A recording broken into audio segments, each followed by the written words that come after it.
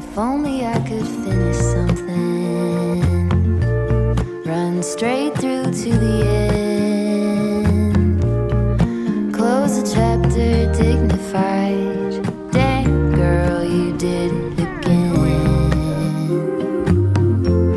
But will it ever be enough when I'm bent on trying to keep it tough? What's going on everyone? Welcome back to my channel. ဒီနေ့ဗီဒီယိုလေးမှာတော့ကျွန်တော်ချင်းမိုင်မှာတော့မှာဖြစ်ပါတယ်။ဆိုတော့ချင်းမိုင်မှာဘာလို့ဖို့သွားရလဲဆိုတော့ကျွန်တော်ဒီ December 20ကြာရင်ဒီနေ့က17ထင်တယ်။ Yeah, December 17ပေါ့နော်။ဒီညရောက်မှမနက်ဖြန်ကြာကြာဆိုပြီးကျွန်တော်စနေနေ့20ကြာရင်ပြေးရမှာပေါ့နော်။ပြေးရမှာဘယ်လောက်ပြေးရမှာလဲတော့50 km ပြေးရမှာ။trail run ပြေးနိုင်လားမပြေးနိုင်လားတော့မသိသေးဘူးပေါ့။ဒါပေမဲ့ဘာ experience မှလည်းမရှိဘူး training လည်းမရှိဘူး။အဲ့တော့50 km ရွေးလိုက်တယ်။ဆိုတော့Yeah, good luck to me guys. ဆိုတော့အဲ့အပြေးဖို့အတွက်ကိုကျွန်တော်ဒီ gear တွေပြင်ဆင်ရတယ်ပေါ့နော် gear တွေအကုန်စုံမှသူပေးပြိုင်နေပေါ့နော်အဲ့တော့ဒီဘာ gear တွေပြင်ဆင်ရလဲဆိုတော့ကျွန်တော်အခုတစ်ချက်ပြပေးမယ်ဆိုတော့ဒါဒီအခုဟာတွေဒီဟာတွေအကုန်လုံးကျွန်တော်ပြင်ဆင်ထားတဲ့ဒီသူတို့ gear check မဲ့ဟာတွေပေါ့နော်ဘာတွေပါမလဲဆိုတော့ဒီပထမတစ်ခု vest ပါရမယ် vest ပါပြီ check and ပြီးတော့ headlamp ပါရမယ် headlamp လည်းပါပြီ check ပြီးတော့emergency blanket ပါမယ်ပါပြီထဲမှာပဲ check ပြီးတော့ဒီ reusable cup ပေါ့နော်အဲ့ဒါလေးပါမယ်အဲ့ဒါလေးပါပြီ check ပြီးတော့ဟို windbreak ကပါမယ်ဆိုတော့ဒီမှာ windbreak ကလည်းပါပြီ check ပြီးတော့ဒီ food နဲ့ snack လေးပါမယ်ပေါ့နော်ဆိုတော့ဒီကျွန်တော် energy gel လေးပါတယ်3လုံးလောက်တော့ပါတယ်ဆိုတော့အဲ့ဒါလည်းပါပြီ check and ပြီးတော့နောက်ဆုံးမဟုတ်သေးဘူးနောက်တစ်ခုကကျတော့ phone နဲ့ power bank ဆို phone ပါပြီpower bank လည်းပါ power bank ကျွန်တော်မှမရှိဘူးဗျာအဲ့တော့တကယ်ချင်းစီကကျွန်တော်ခဏငါshout out to ကိုကြီးငါးပေးတာကျေးဇူးတင်ပါတယ်ဆိုတော့ phone နဲ့ power bank ပါပြီနောက်ဆုံးတစ်ခုကကျတော့ first aid kit လေးပေါ့နော် first aid kit လေးကဘာလဲ hamster blood တို့အရက်ပြန်လို့ပေါ့ဒီအဲ့ဒါလည်းဒီထဲမှာပါတယ်ဆိုတော့ ပိုလို electrolyte တွေပါပါတယ် capsule တွေလည်းပါတယ်ဆိုတော့ yeah လုံးဝပါပြီ okay ဆိုတော့ဒီ treatment ဖက်ကတော့ဒီရှေ့ vlog မှာတင်ပြီးပါပြီဒီ salmon genesis right အဲ့ဒါနဲ့ပြည့်မှာဖြစ်ပါတယ်ဆိုဒီဟာကိုအကြောင်းကိုတော့ဆန်းစီးပြီးပါပြီ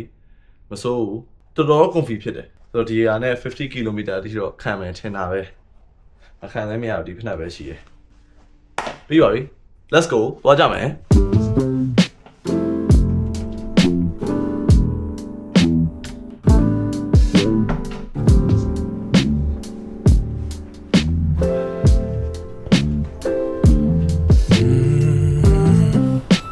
အခုဟိုက CC ကတော့ရောက်နေပြီပေါ့နော်ကျွန်တော်တို့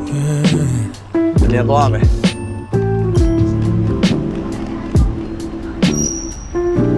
လဲတော့တရောမယ်ပြီးပါ Hello 啊ရှားလားဆက်လက်နေတော့တော့ရောပြီတော်တော်ကြီးရှောင်းရယ် Because I dreamt you a chapter that I turned too good to be true ဒါတော့သွားမယ်ဆိုပြီး ticket တွေဝယ်ပြီးမသွားတဲ့ကောင်ကြီး DNF no finish ဟုတ်ပါစီစဉ်လာလို့တခုမှမဖြစ် တော့ဘာကြီးလဲဆိုရင် You made me complete ခမောင်ครับ Searched high and low, mountain and sea, but now you're with me, my missing puzzle piece. My missing puzzle piece. အဲ့ဘာနဲ့ထုံးမြောက်လဲ I remember how you approached me. It wasn't like anyone else in this world. Boy, I read you. I knew you were nervous from အားလုံးပဲမင်္ဂလာပါဟို9:35ရှိပြီပေါ့နော်9:35မှာချင်းမိုင်ကိုရောက်ပါပြီခင်ဗျာကားပေါ်မှာတန်းလုံးအိတ်လိုက်နိုးလိုက်ဟားလည်းနာစက်တွေလည်းညောင်းနေဆိုတော့အခုဟိုကျွန်တော်တို့တဲမဲ့ဟိုတယ်က2နာရီမှ check in ဝင်ရမှာ အဲ့တော့ဒီကျွန်တော်တို့တမန်နှလုံးဘာလုံးနေရမလဲမသိသေးဘူး အဲ့တော့ထားလိုက် အဲ့မှာအဲ့ lobby မှာတော့အိတ်သွားထားလို့ရတယ် အင်္ဂလာမချစ်မရောက်ပါဘူး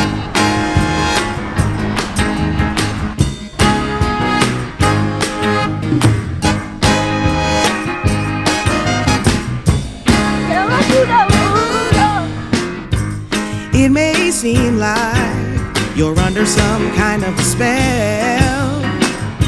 You're walking on sunshine, feeling extra well. You're all smiles, happy as you can be. Feels like a dream, but can't you see that it's just me? It's just me. Yeah, it's just me. Yeah, I have that effect on people. sense မရတော့ It စ really တဲ့ is လာ just me.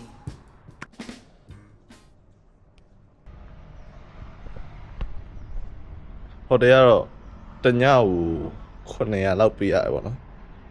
အဲ့ဒီကဈေးသက်တာဆုံးပဲအဲ့ခန်ဒီပါလို့ဟိုဟိုတယ်မှာကျွန်တော်တဲပြစ်တာခန်ဒီမပိုင်ကျွန်တော်တို့ဒီ hostel မှာပဲတဲပြစ်လောက်တယ်ပေါ့နော်အဲ့ဆိုတော့တည300လောက်နဲ့ AC ဒီမှာနေလို့ရတယ်မနက်စာ breakfast သွားစားပါမယ်အခုအရှိမမြင်တွေ့ရမှာကတော့ချင်းမိုင်ရဲ့ကျုံဖြစ်ပါတယ်အဲ့ချင်းမိုင်ရဲ့ကျုံတော်တော်သေးဒါပဲရှိဟိုဘက်တော့မဆက်တော့ ဟာအယောင်လဲ အော်လီရဲ့အော်လီကိုတွေ့ရင်ဆက်သွယ်ပေးကြပါချင်းမိုင်ရတွေ့သူတို့ကဒီမှာတိုက်အမြင့်ကြီးတွေမရှိဘူးပေါ့နော်ဒါချင်းမိုင်မြို့ထဲကိုရောက်နေဒါပေမဲ့တိုက်အမြင့်ကြီးတွေမရှိတော့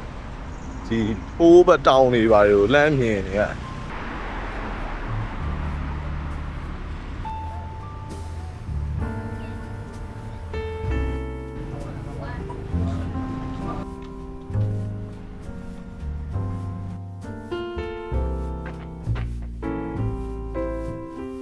Is it open? Yes. Yes. All right.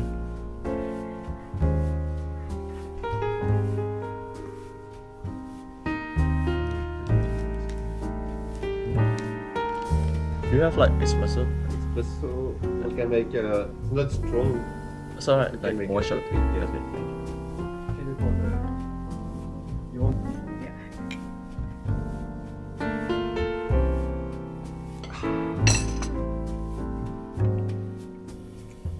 So breakfast how are we? How's the food? Pad Thai was nice mushroom soup was So အဲ့တော့အခုဒီသူဆိုင်ပိုင်ရှင်ဒန်းညော်ပေးလိုက်တာပေါ့နော်ဒီနားမှာဒီ temple တစ်ခုရှိတယ်တော်တော်ကြီးရယ်ဆိုတော့အခုဒီ temple မသွားခင်စပိန်ရင်ငှားလို့ပေါ့နော်စပိန်ဆိုင်ဖွင့်လာတော့မသိသေးဘူး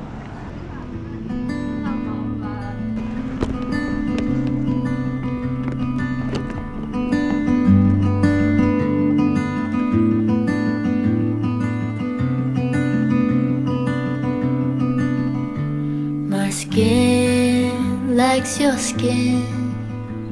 Your scent draws me in.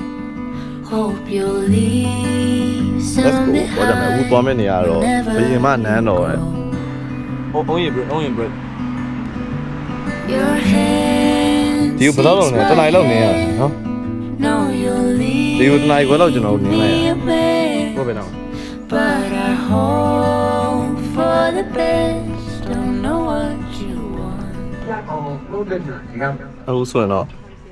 ဖင်နာလို့ဆိုပြီးတော့ရှက်တပတ်စီကိုဆုံးဖြတ်ချက်ချလိုက်ကြတယ်ပေါ့နော်ဟုတ်ဆိုတော့ဒီထဲမှာကအကုန်လုံးကတစ်ခွပန်းနေကြီးပဲပေါ့နော်တစ်ခွပန်းတွေကိုအဓိကပြထားတဲ့ပန်းချမ်းသူကတစ်ခွပန်းမျိုးစိတ်200လောက်ရှိရပြောတယ်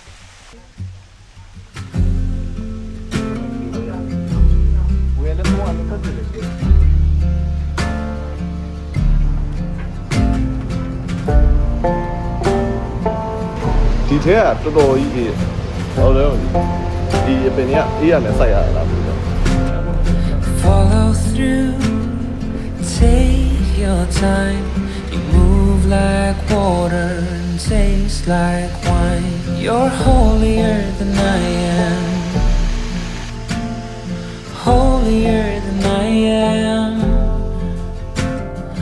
Gentle hand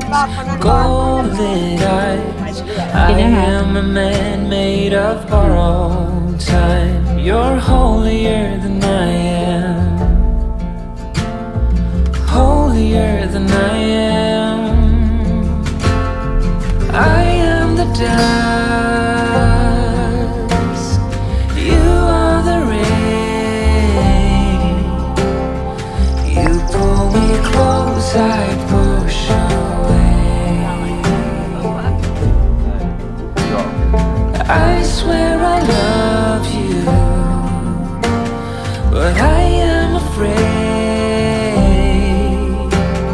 As you pull me in, I'll push away. Afraid I will let you down one day.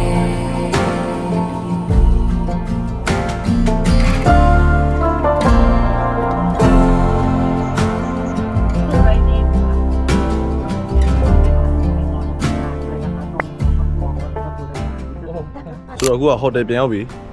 2နာရီ check in ဝင်ရမှာအခု1နာရီ58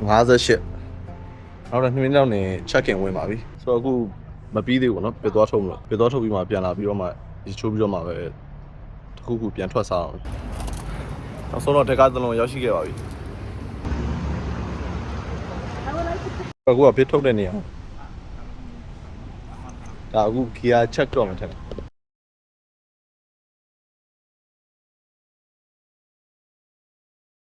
ဆိုတော့ဘယ်နဲ့မှနဲ့အင်ဂျီရပါပြီ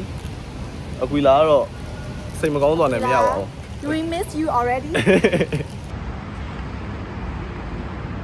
နာမည်ရောက်တယ် Okay. alright ဆိုတော့အခုဟိုတယ်ပြန်မယ်ဟိုတယ်ပြန်ပြီးရေချိုးပြီးရင်တုံးလေးပြန်ထွက်စားပါမယ်ဆိုတော့ guys ဟိုတယ်ပြန်ရောက်ပါပြီဟိုတယ်ကမ်းပြပါမယ်ဟိုတယ်ကမ်းပြပြီးရင်ရေချိုးပြီးကျွန်တော်နားရတော့မယ်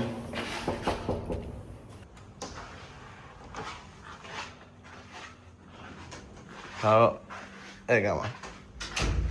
တွင်းဘက်ရှိမယ်ပြီးရင်မှန်ရှိမယ်ဒီဝေးရှိမယ်ဒါတော့ try လိုက်ပါ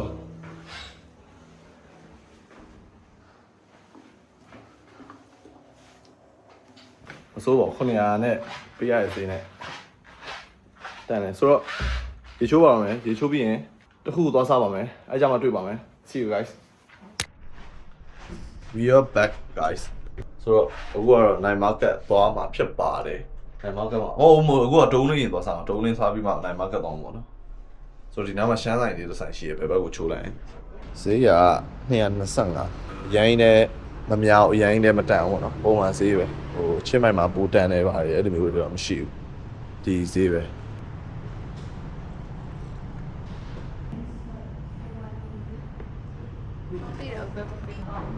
သူစမဲကြ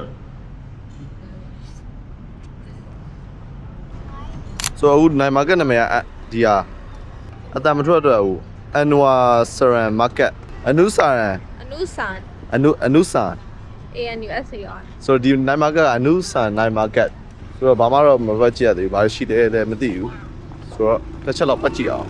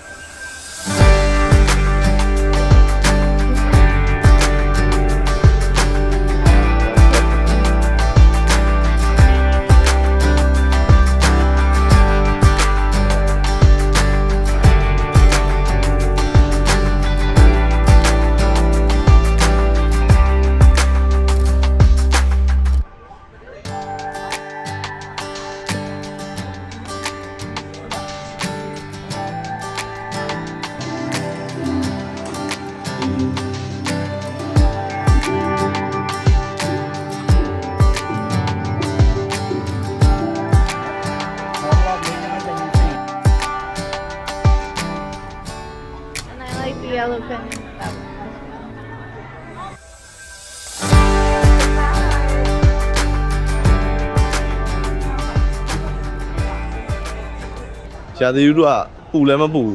အေးလည်းမအေးဘူးနည်းနည်းလေးတော့အေးရဆိုတော့နေလို့ရန်ကောင်းတယ်ပေါ့နော်ပြီးတော့ artist တွေအများကြီးတွေ့ရတယ်ချင်းမိုင်က